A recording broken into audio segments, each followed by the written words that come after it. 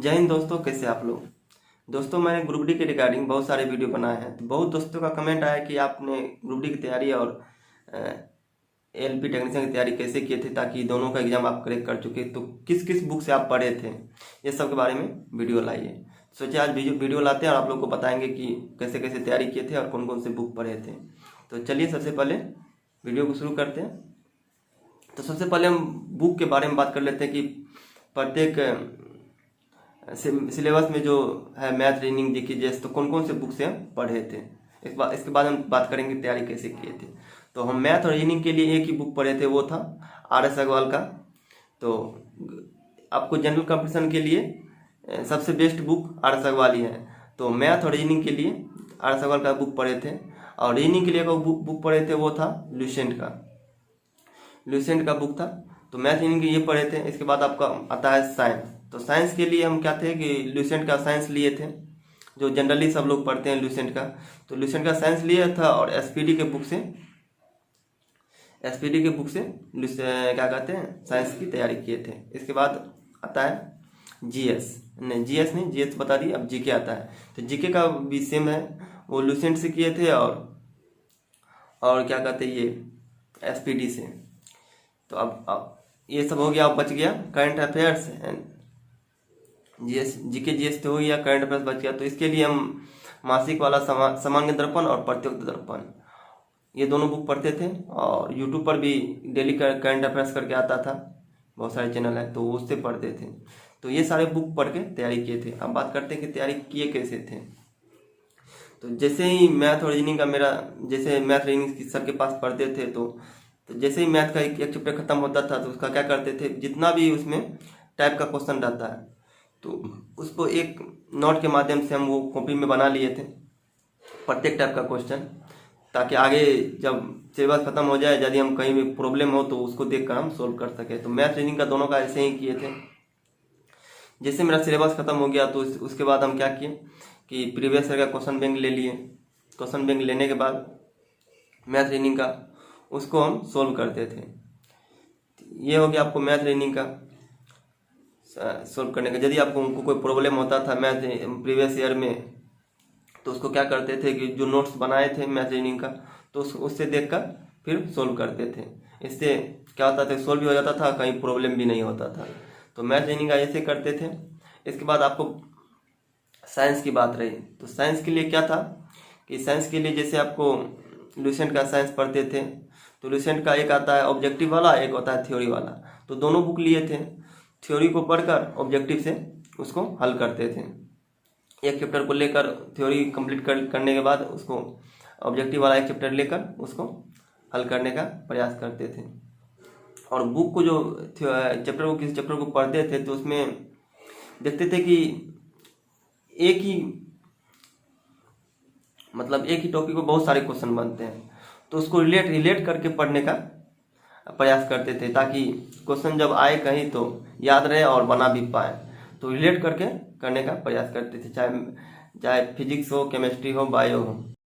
दोस्तों, उदाहरण के लिए लेते हैं कि केमिस्ट्री में पानी का अणुसूत्र कितना होता है, अणुसूत्र क्या है। तो पानी का अणुसूत्र जानते हैं आप लोग, H2O होता है। तो इस पे बहुत ढेर सारा क्वेश्चन बन सकता है। जैसे हाइड्रोजन की परमाणु संख्या कितनी है, द्रव्यमान संख्या कितनी है, ऑक्सीजन की परमाणु संख्या कितनी है, द्रव्यमान संख्या कितनी है, इसकी संयोजकता क्या है।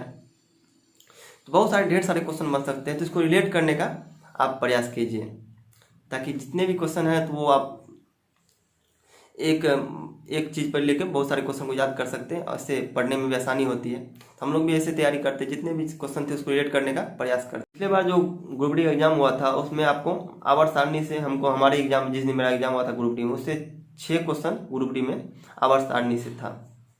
ऐसे ही प्रत्येक दिन एग्जाम होता था, प्रत्येक दिन 5-6 4 क्वेश्चन रहता ही था। तो आप लोग आवर्त सारणी में यदि अच्छे से पढ़ लीजिएगा, हो सकता है इस बार भी ऐसा आ जाए कि 5-6 क्वेश्चन पूछ दे। पूछना है तो है ही, क्योंकि क्वेश्चन कहीं बाहर से नहीं आएगा, क्वेश्चन यही सब रिपीट होते रहता है। तो आप लोग साइंस को ऐसे भी पढ़ सकते हैं रिलेट करके, ताकि याद रहे। और इसके बाद एसपीडी को क्या करते थे, प्रत्येक दिन 3-4 चैप्टर लेकर उसको याद करते थे। प्रत्येक दिन आज 4 चैप्टर, तो फिर अगले दिन अगले 4 चैप्टर, इस सप्ताह तक याद करते थे, फिर एक बार उसको एक दिन रिपीट कर देते थे पूरा को, ताकि जो भी भूले हैं वो सब याद हो जाए।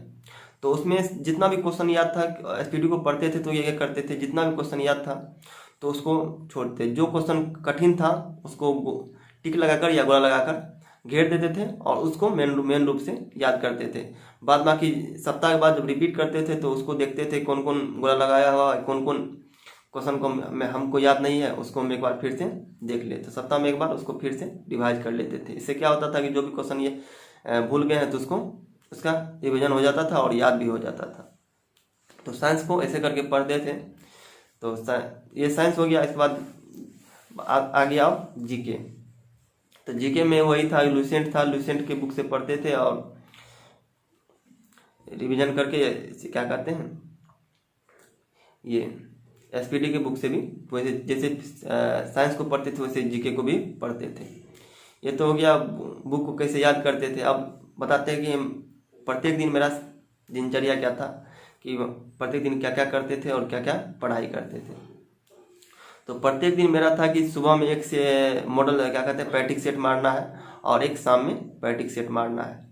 तो सेट मारने के तुरंत बाद उसको क्या करते थे, सबसे पहले उसका आंसर चेक करते थे। आंसर चेक करने के बाद देखते थे कौन सा क्वेश्चन मेरा गलत हुआ, कौन सा सही हुआ।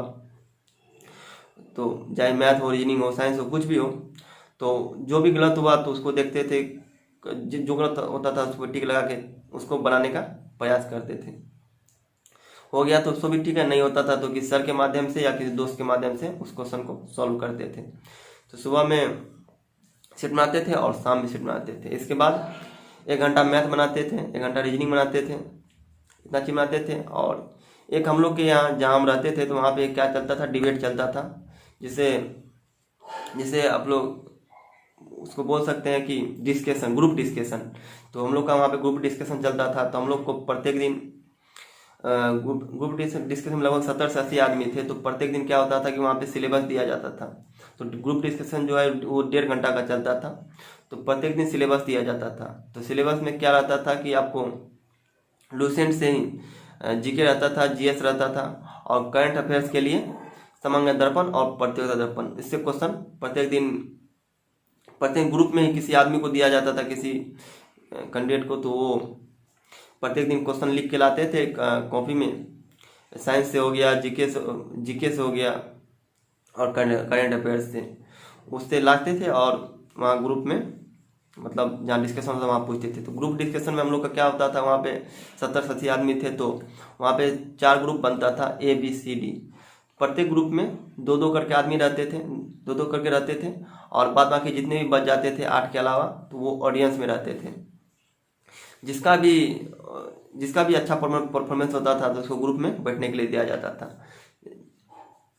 प्रत्येक दिन ग्रुप में चेंज होते रहता था, क्योंकि जिसका भी अच्छा परफॉर्मेंस वो दिन रहता था तो उसके अगले दिन उसको ग्रुप में डाल दिया जाता था और उसको क्वेश्चन पूछा जाता था। ग्रुप में भी क्वेश्चन पूछते थे और ऑडियंस में भी पूछते थे।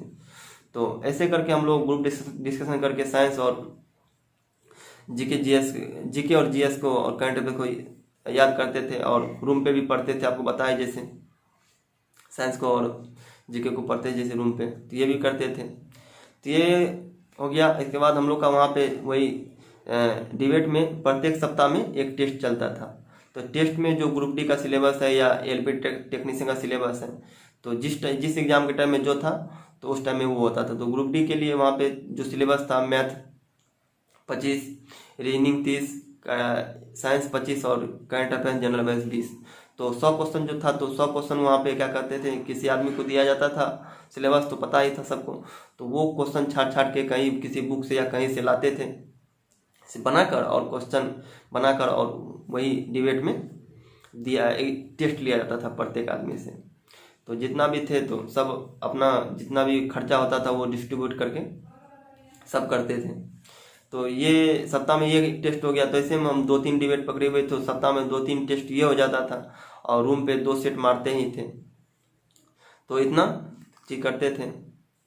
इतने सब तैयारी करके मेरा जो है ग्रुप डी और एलपी टेक्नीशियन दोनों में सिलेक्शन हो गया। तो हम मूल रूप से हमें 1 साल तैयारी किए, 1 साल में ही दोनों एग्जाम को क्रैक किए। तो ये था मेरा जितना भी चीज़ किए थे वो आपको बताया। अब बात करते हैं कि आप लोग क्या क्या अब कीजिए। अब क्योंकि एग्ज़ाम जो है ये तो मार्च है, अप्रैल मई एनटीपीसी का 5 फेज चल रहा है, इसके बाद 6 फेज आएगा एनटीपीसी का भी, इसके बाद ग्रुप डी का एग्ज़ाम होगा। दिया गया था पेपर में कि मई में होगा, अब देखिए कब होता है। लेकिन आप लोग तैयारी करते रहिए, तैयारी में कोई कमी नहीं रखना है, क्योंकि इस बार जो वैकेंसी निकली है वो बहुत ज़्यादा है। आपके ग्रुप डी में 1,03,000 वैकेंसी निकली है, जबकि पिछले बार जो है वो वैकेंसी 63,000 के आसपास थी। तो इस बार बहुत सारा वैकेंसी है, चाहे आप एनटीपीसी में नहीं तो ग्रुप डी में, कहीं भी जहाँ भी हो आप तैयारी अपना करते रहिए, अपना बेस्ट परफॉर्मेंस एग्ज़ाम में दीजिए और कहीं ना कहीं आप सिलेक्शन ले लीजिए।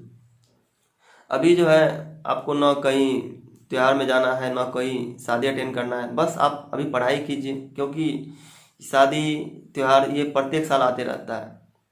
लेकिन आप जब एक बार नौकरी पा लिए तो उसके बाद कोई दिक्कत नहीं होगी। यदि नौकरी नहीं पाते हैं तो बहुत सारा ताना का सामना करना पड़ता है। गांव में कल्चर आप जानते ही हैं, बहुत सारे लोग बोलते रहते कि है यहाँ पे पढ़ाई किया और कुछ नहीं कर पाया, पढ़ता था कि वहाँ पे क्या करता था।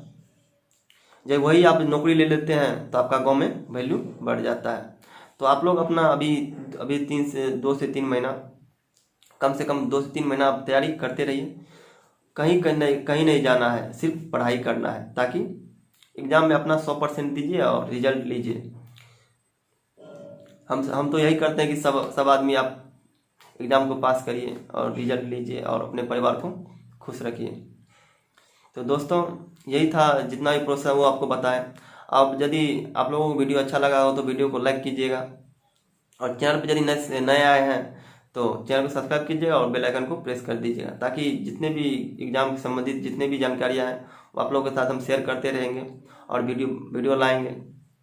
तो आप लोग लाइक कमेंट करते रहिएगा, और जिससे क्या होता है कि मेरा मनोबल बढ़ता है कि आप लोगों के लिए हम कुछ करें और वीडियो बनाएं, ताकि आप लोगों को कुछ मोटिवेट हो पाए। तो लाइक शेयर सब्सक्राइब जरूर कीजिएगा। और यदि आप हमसे क्या कहते हैं सोशल मीडिया पे जुड़ना चाहते हैं तो हम वहाँ पे टेलीग्राम और फेसबुक और इंस्टाग्राम का लिंक दे देंगे, वहाँ से आप हमसे जुड़कर यदि कोई भी दिक्कत हो, कोई भी बात करनी हो तो आप टेलीग्राम पे आकर हमसे बात कर सकते हैं। वहाँ पे आपसे जितनी भी प्रॉब्लम होगी उसका हम सॉल्यूशन करने का प्रयास करेंगे, चाहे जो प्रॉब्लम हो। आपको जो डाउट होता है वो आप पूछ सकते हैं, तो आप वहाँ आकर हमसे पूछ सकते हैं। तो चलिए आज के वीडियो को यहीं एंड करेंगे, मिलेंगे एक नए वीडियो में। तब तक के लिए जय हिंद, जय भारत। आप लोग अपना एग्ज़ाम तैयारी करते रहिए और बेस्ट परफॉर्मेंस दीजिए। चलिए गुड बाय, बाय बाय।